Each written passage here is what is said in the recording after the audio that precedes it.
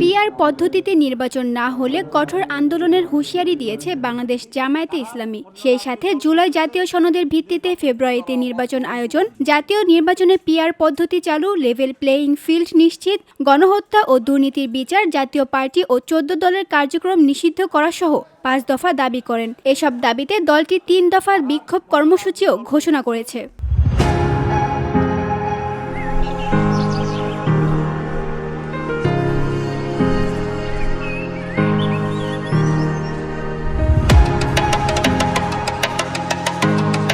সোমবার মগবাজারের আলফারা মিলনায়তনে এই কর্মসূচি ঘোষণা করেন দলটির নায়েবে আমির সৈয়দ আবদুল্লাহ মোহাম্মদ তাহের। তিনি জানান, ১৮ সেপ্টেম্বর ঢাকা, পরদিন বিভাগীয় শহর ও ২৬ তারিখ সারা দেশে বিক্ষোভ মিছিল করবে জামায়াত। ১৮ সেপ্টেম্বর রাজধানী ঢাকায় সমাবেশ ও বিক্ষোভ মিছিল। ১৯ সেপ্টেম্বর দেশের সকল বিভাগীয় শহরে বিক্ষোভ মিছিল।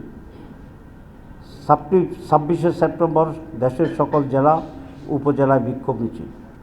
এইসব কর্মসূচি বাস্তবায়নের মাধ্যমে জনগণের দাবি আদায়ের লক্ষ্যে ঐক্যবদ্ধ হওয়ার জন্য আমরা দেশবাসীর প্রতি উদাত্ত আহ্বান জানাচ্ছি। তিনি আরও বলেন, জুলাই সনদের আইনি ভিত্তি ছাড়া গণ অভ্যুত্থান ব্যর্থতায় পর্যবসিত হতে পারে। এই একই দাবিতে অনেক দলই আন্দোলনে নামতে পারে বলে উল্লেখ করলেও সেটিকে এখনই আন্দোলন বলতে রাজি নন মোহাম্মদ তাহের। এই কর্মসূচির বিষয়ে জুলাইয়ের চেতনায় বিশ্বাসী দলগুলোর সাথে আলোচনা চলছে বলেও জানান জামায়াতে ইসলামীর এই নেতা। আমরা শুরু থেকেই অভিভাবক পক্ষে পিআর চেয়েছি এবং ২৫টি দল পিআরের পক্ষে, ৩১ দলের ভিতরে এই ব্যাপারে পিআরের ব্যাপারে আমরা মেজরিটি রাজনৈতিক দল একমত।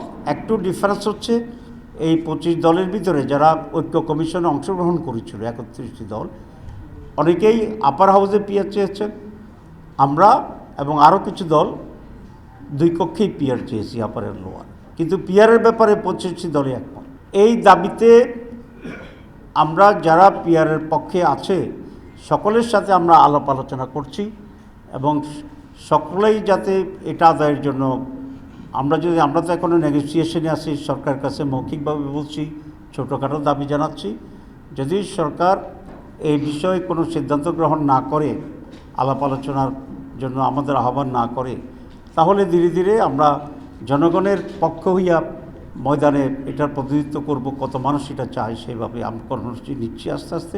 সংবাদ সম্মেলনে লিখিত বক্তব্য উপস্থাপন করেন নায়েবে আমির ও সাবেক এমপি ডক্টর সৈয়দ আবদুল্লাহ মোহাম্মদ তাহের। সঞ্চালনায় ছিলেন সহকারী সেক্রেটারি জেনারেল অ্যাডভোকেট এহসানুল মাহবুব জুবায়ের। এ সময় দলের শীর্ষ নেতারাও উপস্থিত ছিলেন। বেশি শক্তি প্রদর্শন, তানজু হাবিবা, ভিওডি বাংলা, ঢাকা।